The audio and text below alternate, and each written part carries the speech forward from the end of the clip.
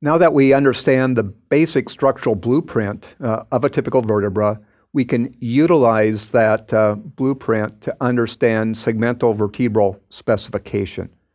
So as we move from one segment to another, cervical to thoracic to lumbar, sacral, what are the modifications that are made to this basic structural blueprint? And let's begin with the cervical segment by looking at the modifications that are placed upon the cervical vertebrae. The first is that if we look at the vertebral bodies of several of these cervical vertebrae, we will see that they have these superiorly oriented processes. And again, these are unique to the cervical vertebrae, and these are referred to as uncinate processes. We can also see transverse processes. They alone are not unique to the cervical segment, but here, if we look up right in through here, we can see an opening within the transverse process that's referred to as the transverse foramen. So transverse foramina are signature or hallmark features of the transverse processes of the cervical segments.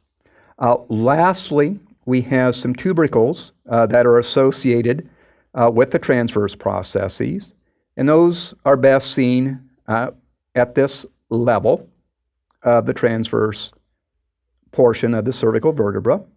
And this projection here is the posterior tubercle. And then if we look right in through here, we have an anterior tubercle as well.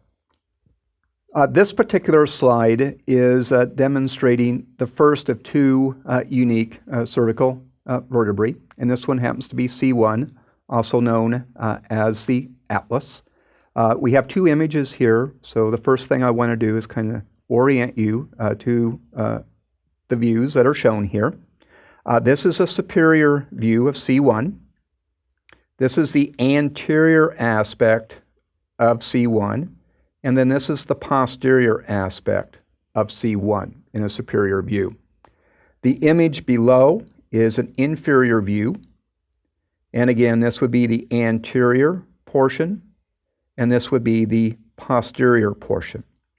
Now let's focus on the unique or signature features here of C1. And the first thing you're going to note is that C1 is a ring-like structure. And as you move about the ring, you will not see a body. C1 does not have a body, so that makes it extremely unique. If you look out here laterally, you see the superior articular processes that C1 has. In the superior view, these articulate with the occipital bone of the skull. And if you look inferiorly, you see articular processes as well, and these will articulate with the superior articular processes of the vertebra below. In that case, that would be C2, also known as the axis. These processes, the superior ones and the inferior ones, are associated with lateral masses. So we see the lateral mass on this side, and we see the lateral mass on the opposite side of C1. Connecting the lateral masses together are two arches. So here's your anterior arch, and then here's your posterior arch. And the same thing in the inferior view, where we have the anterior arch, and then here's your posterior arch. Associated with each arch is its respective tubercle. So if we take a look at the anterior arch, we see the anterior tubercle here. If we look at the posterior arch, we see the posterior tubercle. And we can also see what is a signature feature of all cervical vertebrae. If we take a look at the transverse process here and over here, we can more clearly see the transverse foramina. The transverse foramina will transmit the vertebral artery and vertebral vein. The second very unique vertebral component of the cervical segment is a C2. C2 is known as the axis, so the atlas can rotate or pivot about C2. The signature feature of C2 that will give it away, so it's very easy to recognize, is this single tooth-like process called the dens or the odontoid process. Odontoid in reference to a tooth-like structure or eminence. The body is shown in this area, so we do have a body. We also have pedicles that will connect the body to laminae. So here we see the two laminae, and then the laminae unite posteriorly in the midline, and we can see the spinous process that is now associated with C2, and it, as seen in a previous slide, is bifid. And again, transverse processes, each housing its own transverse foramen. Now that we understand the segmental specification of the cervical vertebrae, our next stop along the vertebral column as we move distally or inferiorly is that of the thoracic vertebrae.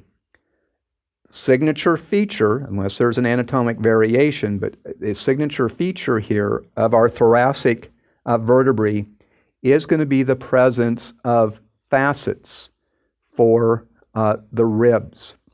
And so if we take a look here, we do see a rib. And again, if you don't have a variation, ribs are going to only articulate with thoracic segments of our vertebral column. This portion of the rib is articulating with a facet on the vertebral body. And then on the opposite side, with the rib removed, we see where that point of articulation would be. Laterally, we have a clearer view of how ribs will articulate with the vertebral bodies. Typically, ribs will articulate with two adjacent vertebral bodies, with the head of the rib doing that point of articulation.